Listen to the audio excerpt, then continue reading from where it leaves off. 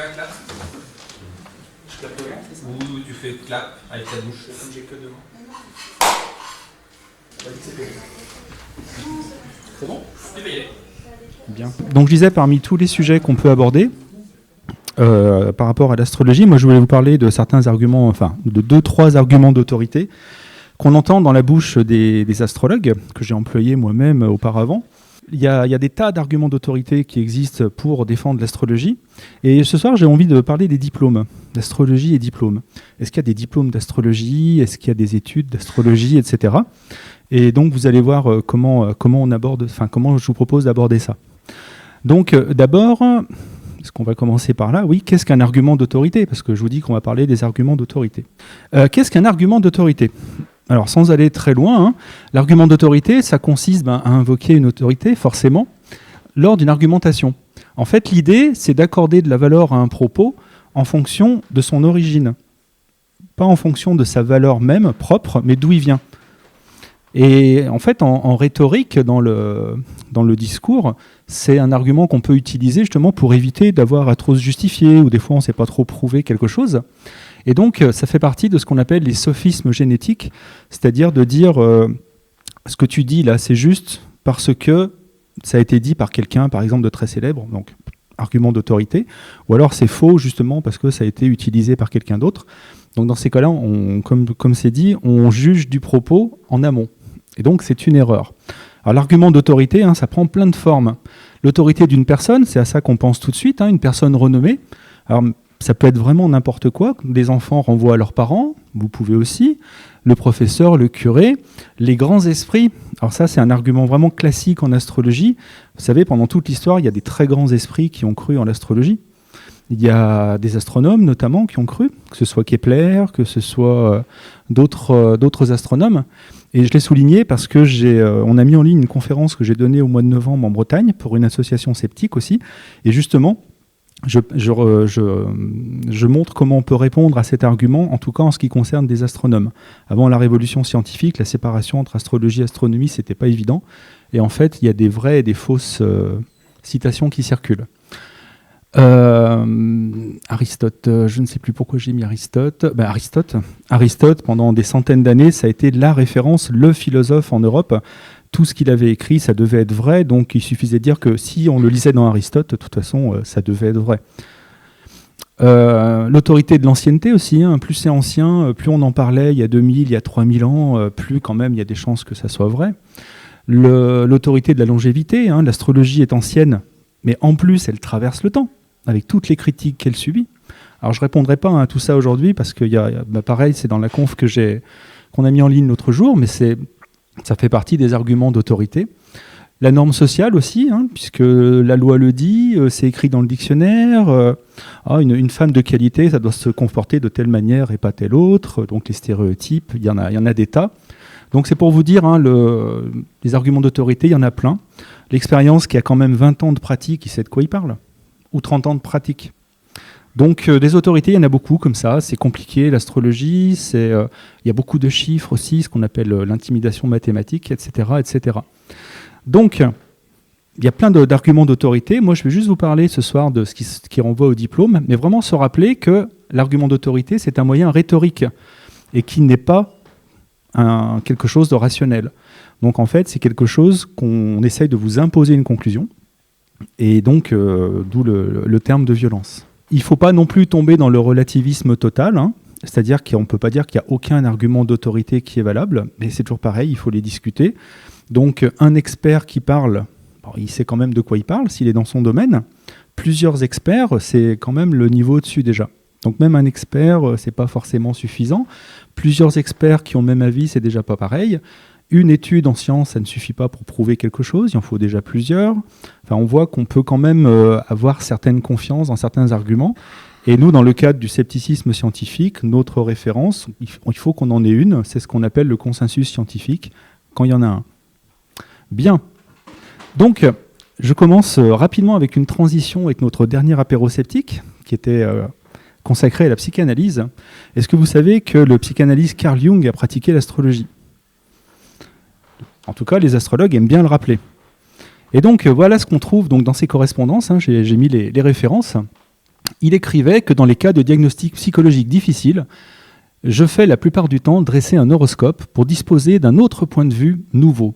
Dans beaucoup de cas, les indications de l'astrologie contenaient une explication pour certains faits que je n'aurais pas compris sans elle. Et donc, quand on lit ça, ben voilà, qu'est-ce qu'on fait ? Alors, c'est marrant parce que c'est pour ça que je m'en sers comme transition. La dernière fois, on a montré les limites de la psychanalyse. Donc, tous ceux qui ne croient pas ou qui n'adhèrent pas à la psychanalyse, ben pour eux, c'est pas un argument d'autorité. Par contre, pour tous ceux qui y croient, qui ont un grand respect notamment pour Jung et ses travaux, pour eux, ça va être un argument d'autorité. Et donc, comment on peut dépasser ça ? Alors, je ne sais pas ce soir que je vais le faire, je voulais juste faire une transition. Moi, j'aime bien répondre à une citation par une autre citation, par exemple. C'est un moyen de répondre à un argument d'autorité. À droite, vous avez Johann Kepler, un astronome, un grand astronome pour le coup, qui a découvert ce qu'on appelle les lois de Kepler, qui ont lancé la révolution vraiment copernicienne. Et lui, il était astronome et il était astrologue. Il était clairement astrologue, il pratiquait. Mais ce que les astrologues oublient de dire souvent, c'est qu'il rejetait à peu près tout. Donc les signes astrologiques, pour lui, c'était n'importe quoi. Les maisons, pour ceux qui connaissent, il gardait que les angles. Et lui, qu'est-ce qu'il disait ? Il disait « mais je joue moi aussi avec les symboles. Mais je joue sans oublier que je joue ». En effet, on ne démontre rien avec les symboles, on ne peut rien révéler à l'aide des symboles géométriques de la physique.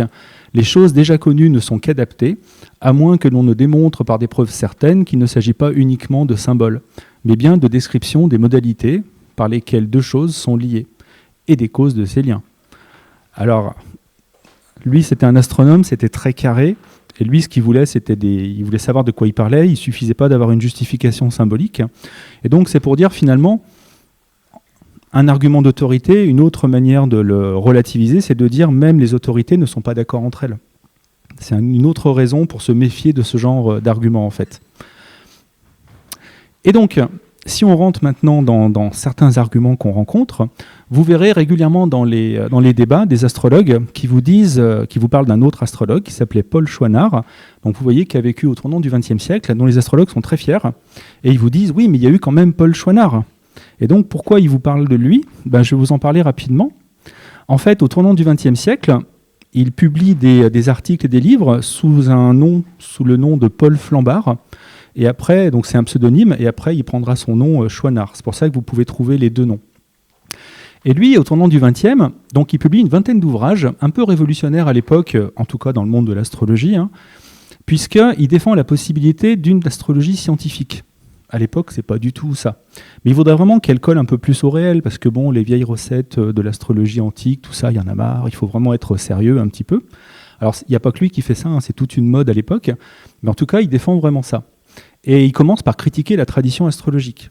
Alors, ceux qui connaissent mon travail savent que moi, ça me parle, et quand je le lis, c'est intéressant. D'ailleurs, c'est toujours bien de voir quelqu'un qui critique sa propre discipline.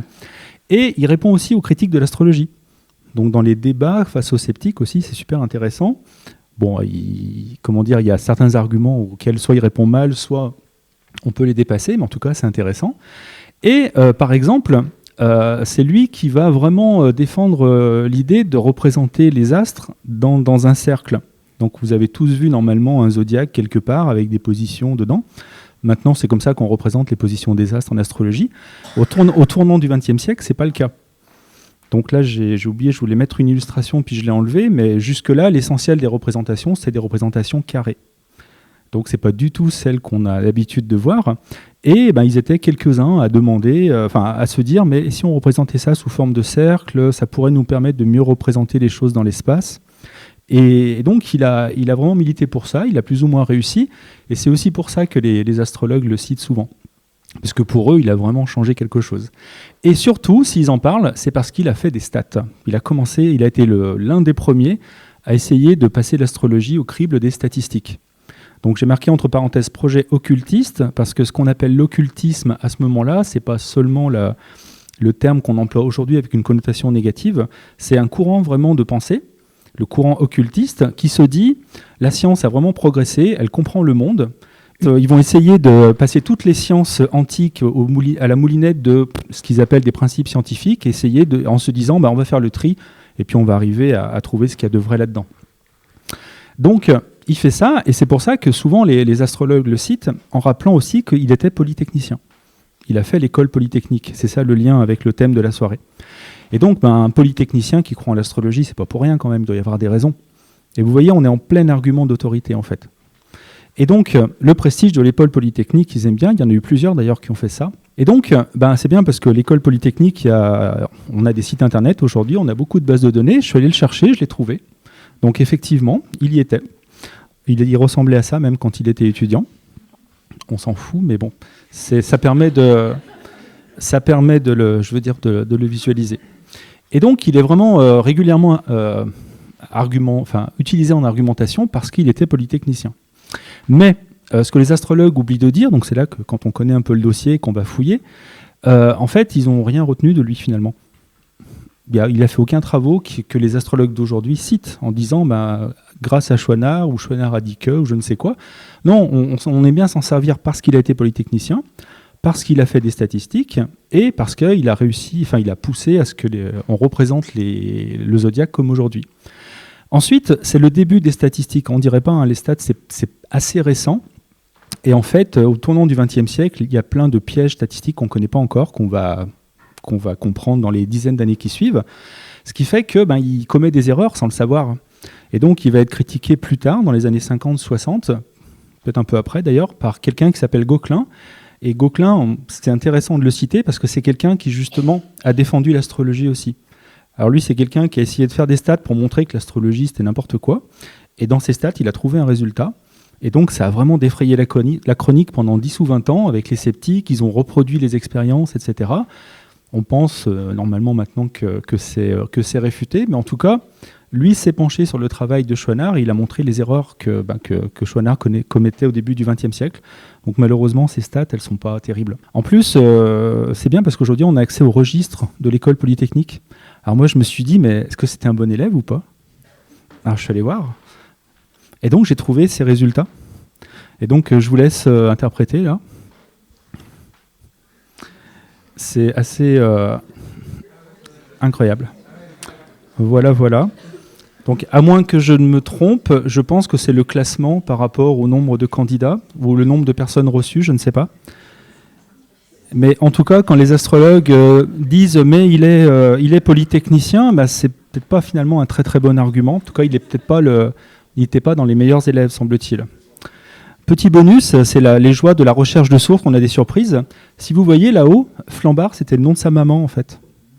Et donc le premier pseudo de Paul Chouinard, qui était Paul Flambard, c'était juste le nom de sa mère. Donc, être polytechnicien, ça ne fait pas tout, manifestement. Et en plus, donc je disais, il y a d'autres polytechniciens qui sont mis après l'astrologie, mais ça, les astrologues n'en parlent jamais. Je ne sais pas pourquoi. Puis de toute façon, on n'a pas retenu grand-chose d'eux. Donc voilà un argument d'autorité pour moi qui tombe. Alors quelle heure est-il exactement? Ah, ça fait 10 minutes alors. Donc, un autre argument que vous pouvez avoir quand vous parlez avec les astrologues, c'est qu'ils vous disent souvent, mais il faut plusieurs années pour s'initier à l'astrologie, ce qui est vrai. Et certains vous disent, mais il faut 5 ans d'études. 5 ans, 4 ans, en tout cas plusieurs années. Et donc, je suis allé vérifier, parce qu'il y a longtemps que je voulais... moi, j'ai connu le milieu astrologique de l'intérieur, donc je sais ce qu'ils disent en disant ça, mais je voulais quand même aller vérifier, trouver des sources. Donc, j'en ai trouvé quelques-unes que je vais partager avec vous. Donc, d'abord, faut bien être clair, les écoles d'astrologie sont des écoles privées. Elles ne sont pas reconnues par l'État, c'est vraiment des démarches personnelles. Et il y en a une où j'ai trouvé certifiée par l'État, je ne sais pas exactement pourquoi elle écrit ça, puis il n'y a pas que de l'astrologie dedans, mais au pire, c'est une exception. Et donc, quel est le calendrier scolaire d'un étudiant d'astrologie? Parce que donc, il y a des gens qui étudient l'astrologie pour se former, pour devenir astrologue. Alors voilà, des trucs que j'ai trouvés. Astrologie Évolution, c'est une astrologue très célèbre dans le milieu, même si elle est controversée, Irène Andrieux. Alors chez elle, il faut compter 3 ans. Mais j'aime bien parce que, en général, je dis qu'il faut avoir le niveau 3e pour maîtriser un peu les techniques mathématiques. Alors elle dit qu'avec un bon niveau de CM2, déjà, on peut arriver à manipuler un peu les outils de l'astrologie. Alors, c'est pas moqueur, c'est pour dire, et donc, les gens qui y vont ne sont pas effrayés par le niveau mathématique. Mais on est quand même très loin de la science. Alors, à Lyon, vous pouvez prendre des cours d'astrologie, il y a des écoles et tout ça, et notamment, il y a quelqu'un qui propose une initiation complète, et c'est 18 cours de 2 heures. Donc, en 36 heures, vous avez déjà un bon panorama de l'astrologie. Donc vous voyez, on est loin de l'argument de départ, hein, des 5 ans. Donc en tout cas, il y a de tout, il y a aussi ça. Ici, sur un autre site, vous avez un cursus aussi qui se fait, alors je n'ai pas dû trouver, parce que c'est pas toujours bien précisé, donc ça doit être en 2-3 ans, mais je ne suis pas sûr. Et ici, c'est 15 heures de cours par trimestre. Et moi, je suis content quand je retrouve ça, parce que c'est vraiment ce que j'avais à l'esprit il y a 10 ans, quand j'étais dans le milieu astrologique, c'était ça en fait. On vous dit c'est des années d'études, mais en fait, c'est plus des études qu'on fait à côté du boulot ou qu'on fait en plus d'une autre vie. Donc c'est quelques heures de temps en temps, éventuellement par semaine. Ici, le CERFPA, la durée de la formation, c'est 24 mois, et il faut compter 5 à 6 heures par semaine. Alors nous vous conseillons d'étudier en moyenne 5 à 6 heures par semaine. Un dernier exemple, AGAP, c'est de l'astropsychologie. Alors, moi, je les connaissais déjà d'avant. C'est des gens qui sont, on va dire, assez sérieux par rapport à beaucoup d'autres. Ce sont vraiment des personnes qui sont formées à la psychologie, qui en général ont des masters ou plus, et donc qui forment des élèves à l'astropsychologie. Et donc, eux, ils disent qu'il faut compter 4 années de cursus, et je n'ai pas pu trouver le contenu des cours, enfin le contenu si, mais en tout cas, la durée hebdomadaire, ça, je ne l'ai pas. Donc, c'est pour dire, en fait, 5 ans d'études, peut-être, souvent c'est moins, mais en tout cas, ce n'est pas des études avec 20 ou 30 heures par semaine comme on fait dans d'autres domaines. Donc ça, c'est fait. Finalement, quelques heures de temps en temps, hein, on est loin des licences, masters et doctorats. Et d'ailleurs, j'ai jamais trouvé un 3e cycle. Après, s'il y a des niveaux 3e cycle, ce sont les gens qui se forment eux-mêmes. Alors, il y a beaucoup de lectures personnelles. Hein. On vous dit qu'il faut beaucoup se documenter sur l'astrologie pour bien comprendre, mais il n'y a pas qu'en astrologie que c'est comme ça.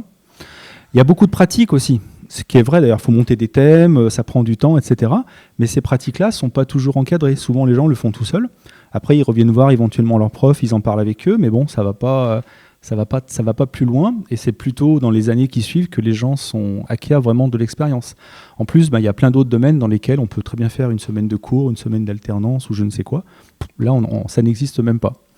Donc, les cours, le sujet des cours, qui, en général, c'est beaucoup lié à la pratique. On est très peu dans la théorie, et encore moins dans la théorie historique et encore plus physique ou scientifique. On reste vraiment dans l'humain. L'idée, c'est que les gens puissent s'en servir pour donner des consultations. La théorie de l'erreur, c'est vraiment là-dessus que moi je travaille, chercher les erreurs et essayer un petit peu de comprendre les implications à un niveau plus général dans la pratique de l'astrologie et la croyance. Ça n'existe même pas. Et les sceptiques sont très sensibles à la notion de biais, c'est-à-dire comment est-ce qu'on peut obtenir un résultat qui est faux, alors qu'en fait on pense qu'il est juste.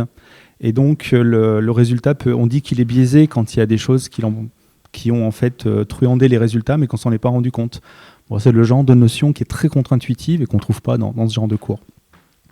Alors l'astropsychologie, sur laquelle j'ai terminé tout à l'heure, est peut-être plus dense en heures, je ne sais pas, mais surtout, ils ont l'air d'accorder beaucoup d'importance à la formation aussi à la psychologie.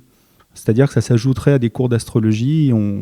Il semble qu'ils accordent beaucoup d'importance à la relation aux consultants et à la posture qu'on doit avoir. Et donc, je faisais partie de la Fédération des astrologues francophones il y a très longtemps. C'est une fédération qui avait vraiment comme idée d'essayer de monter un métier d'astrologue, puisque officiellement, il n'y a pas d'ordre des astrologues, il n'y a pas ce genre de choses. Et les astrologues, surtout, sont complètement désorganisés et ils n'arrivent pas à s'entendre. Donc, ça n'a jamais été possible. Les courants de pensée sont tellement incompatibles qu'en fait, ils n'ont jamais réussi, et puis manifestement, ils n'y arrivent toujours pas. Mais l'idée, c'était d'essayer de monter un programme général que tout le monde aurait pu suivre, et bon, c'est trop compliqué. Donc, en conséquence, c'est un peu la cause aussi de tout ça. Et ben, en astrologie, dans le monde de l'astrologie, on a beaucoup d'autodidactes, des gens qui apprennent tout seuls. Sinon, on a des cursus initiaux très différents, c'est-à-dire qu'avant de faire de l'astrologie, les gens ont d'autres formations, tout simplement. Ils ont des parcours vraiment divers et variés, il y a vraiment de tout. Il y a même des gens qui ont fait de la physique, qui ont fait des maths, il y a vraiment de tout, de tout. Et si on continue de chercher, à Lyon, il y a le RAO, le Rassemblement des astrologues occidentaux, je crois, qui est donc à Lyon. Et eux, ils proposent aux gens de noter des mémoires. Alors là, ce n'est pas une école d'astrologie, c'est vraiment une assoce. Mais bon, il y a des astrologues très expérimentés et ils encouragent les membres à leur rendre des mémoires. Alors, quels sont ces mémoires ? C'est des documents de 20 ou 40 pages. C'est vraiment des petits documents, en fait. Ça va pas très très loin, c'est pas comparable à mon avis à un mémoire de master ou ce genre de choses.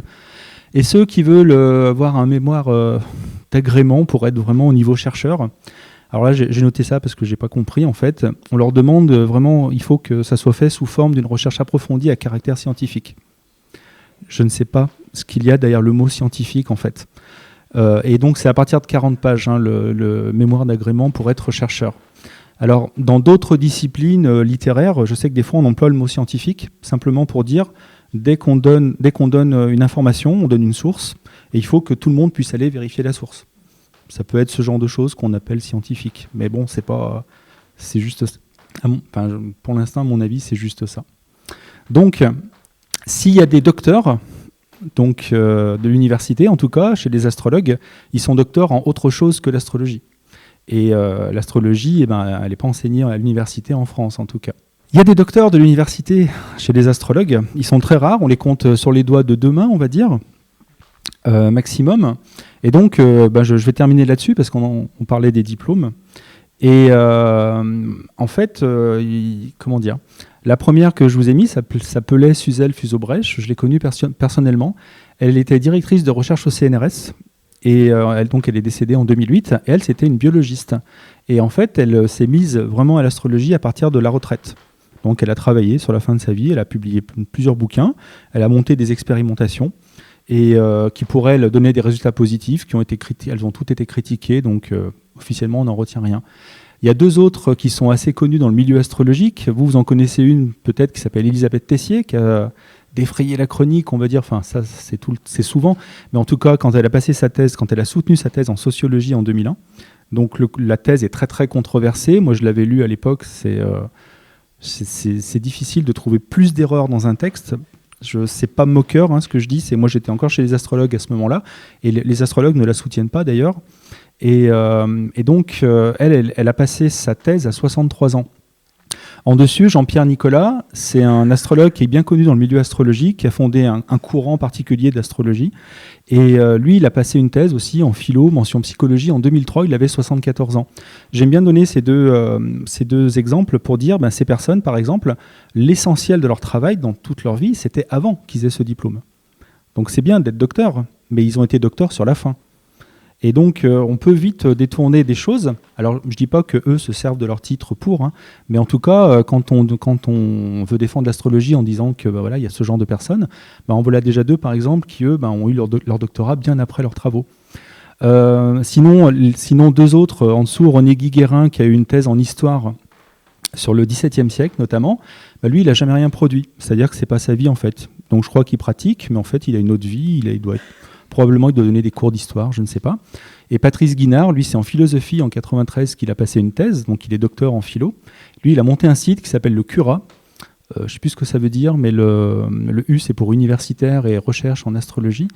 Et le Centre universitaire de recherche en astrologie, donc c'est autoproclamé. Et donc je vais bientôt conclure. Et c'est quelque chose de très dense. Si vous voulez aller voir du texte très dense sur l'astrologie, vous pouvez aller sur ce site. Mais par contre, ça reste de la philo, quoi. C'est très littéraire, c'est intéressant, on va dire, mais c'est vrai que pour des sceptiques comme nous qui aimerions savoir s'il y a quelque chose de vrai ou de faux derrière l'astrologie, c'est pas vraiment les contenus. L'exception, c'est Jack Albrun, qui est encore très très actif. Lui, il a un cursus plutôt en histoire et ethnométhodologie, il a beaucoup travaillé sur le monde judaïque aussi, pas vraiment l'astrologie. Par contre, c'est un théoricien, il n'est pas praticien. Et donc, il a essayé d'envisager plein de théories de l'astrologie, mais il n'a pas d'approche technique et scientifique. Donc, les protocoles, on ne sait pas ce que c'est. Le hasard, on ne sait pas trop non plus. Et donc, j'aime bien le citer parce que c'est vraiment quelqu'un d'hyper actif. Il a une chaîne YouTube qui s'appelle, je ne sais plus. Et dessus, il y a, je crois, 1000 ou 1500 vidéos où il est allé interviewer d'autres astrologues. C'est-à-dire que vraiment pour laisser une trace de ces personnes. Donc il y a vraiment de tout et n'importe quoi, mais en tout cas, c'est une forme d'archiviste à grande échelle. Mais en tout cas, ces personnes ne publient pas dans des revues scientifiques, par exemple. Ou alors, ça va être des travaux historiques, donc c'est de l'histoire, après, mais ça prouve vraiment pas l'astrologie. Donc la diversité des cursus dont je vous ai parlé un tout petit peu avant, on la trouve aussi chez les universitaires, en tout cas chez des gens qui ont un doctorat. Je pense que, mis à part René Guy-Guérin, je pense que personne non plus n'enseigne à l'université. Et donc, je vais m'arrêter là. Sinon, j'allais vous parler de 2 écoles privées qui sont aux États-Unis et en Angleterre. Et je suis allé voir leur programme. Mais pour aller très vite, c'est pareil. Ce sont vraiment des approches culturelles, en fait. Ils font ce qu'on appelle de l'astronomie culturelle. Donc, c'est de l'histoire de l'astrologie. C'est un petit peu de l'histoire de l'astronomie. Ça peut être la place de l'astrologie dans la mémoire collective, l'astrologie au cinéma, ce genre de choses. Mais l'approche sceptique, on l'a pas. Ah, juste un fun fact, si j'ai trouvé, il y a un master à un endroit, ils ont un module, c'est Histoire du scepticisme. Alors ça, j'ai trouvé ça extraordinaire, et donc j'ai regardé l'intitulé, et en fait, c'était comment répondre aux sceptiques. Je raccourcis un peu, mais l'idée c'est ça, voilà, donc c'est assez particulier. Voilà, je suis désolé, je ne pourrais pas vous en dire plus ce soir, mais en tout cas, pour les 2 arguments que je vous ai donnés, voilà comment on peut répondre à ça. Merci à vous.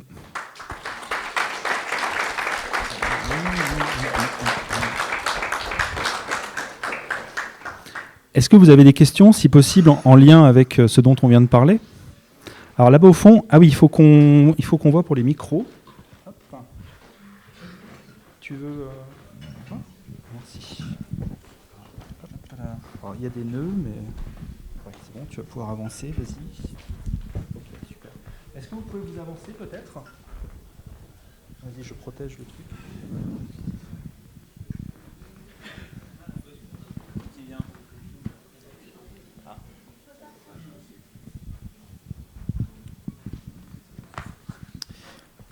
Allô, allô? Non, ça marche pas.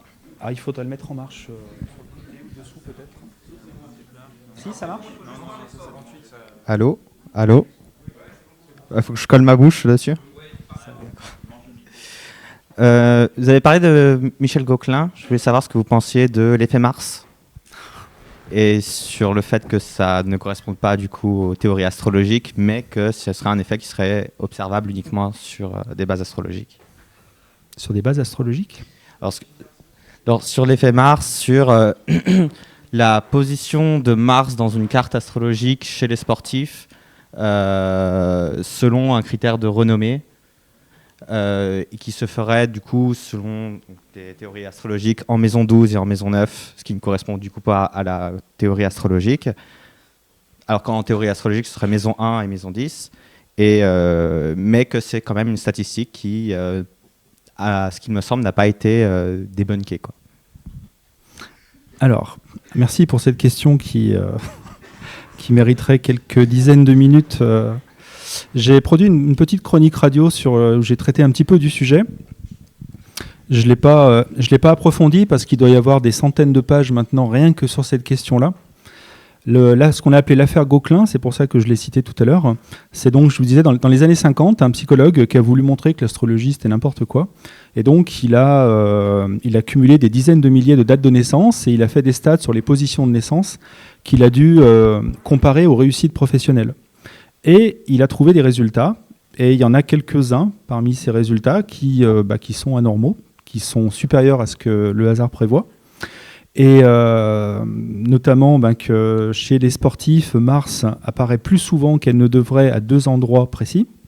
Mais chez les musiciens, je ne sais plus quelle planète c'est. Si c'est chez les hommes politiques, ça doit être Jupiter. Et chez les musiciens, il y en a d'autres. Et donc, des sceptiques ont voulu répliquer ce genre de choses. C'est le genre de... Enfin, je ne sais pas si c'est par rapport à Macron que vous rigolez. Ouais, c'est ça. Mais... c'est peut-être pas par hasard qu'on dit qu'il est jupitérien aussi. Enfin, c'est des choses qui sont un peu mélangées.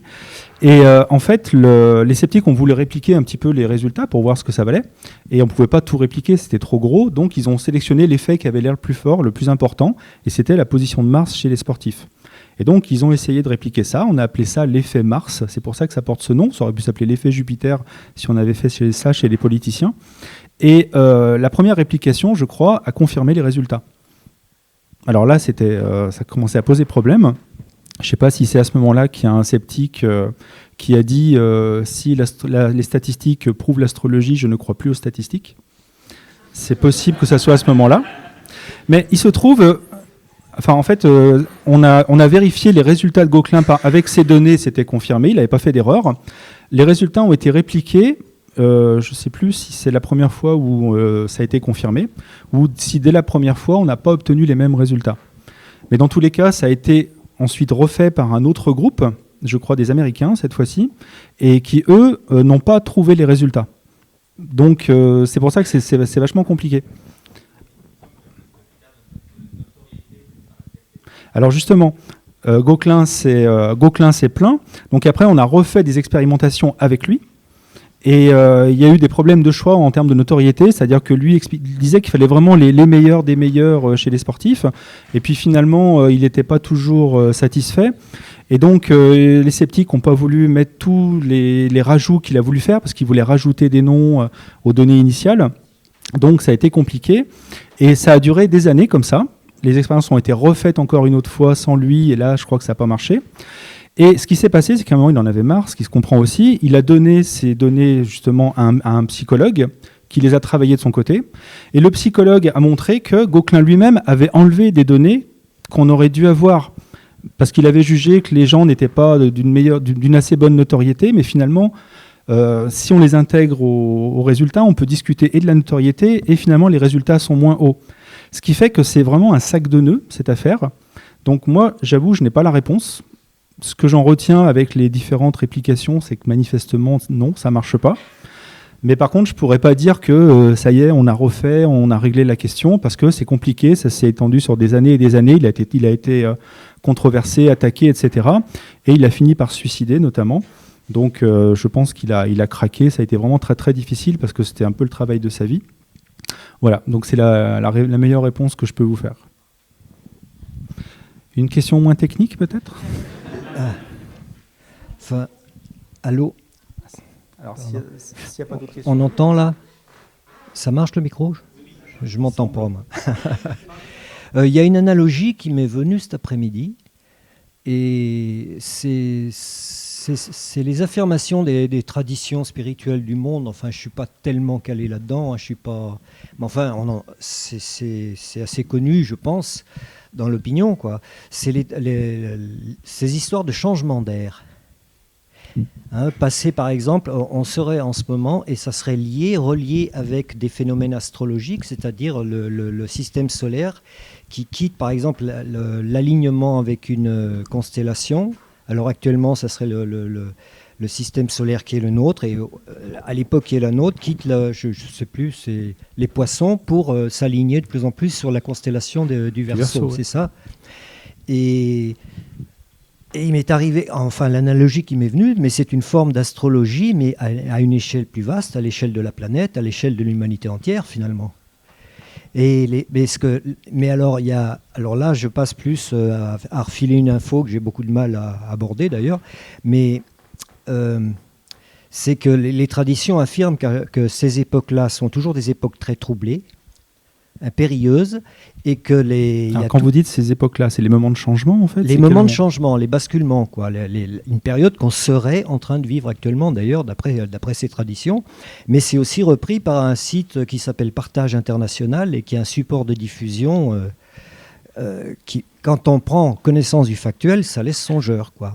Et surtout que tout le monde regarde ailleurs. Là, il n'y a pas beaucoup de monde au portillon justement pour dénoncer quelque chose qui serait faux.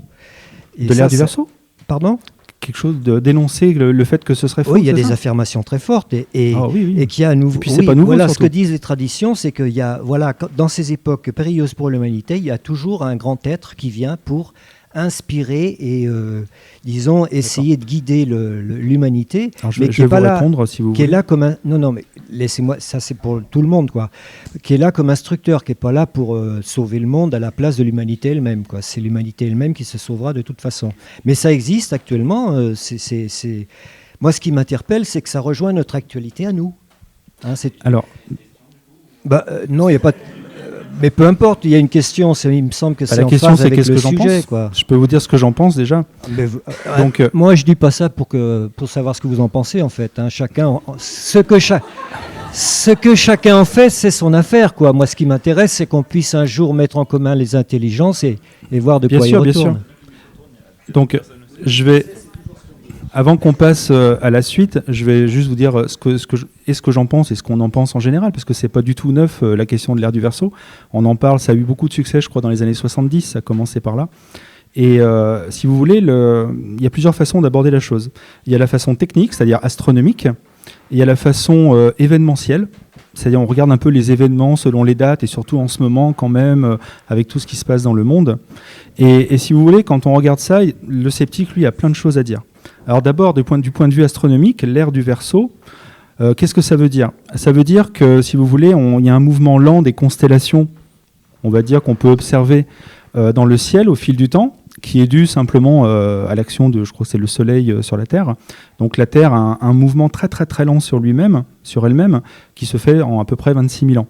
Ce qui fait qu'on ne le sent pas, mais par contre, quand on regarde les étoiles aujourd'hui, à une date précise, elles ne sont plus exactement, on ne les voit pas exactement où elles étaient il y a par exemple 500 ans ou 1000 ans ou 1200 ans.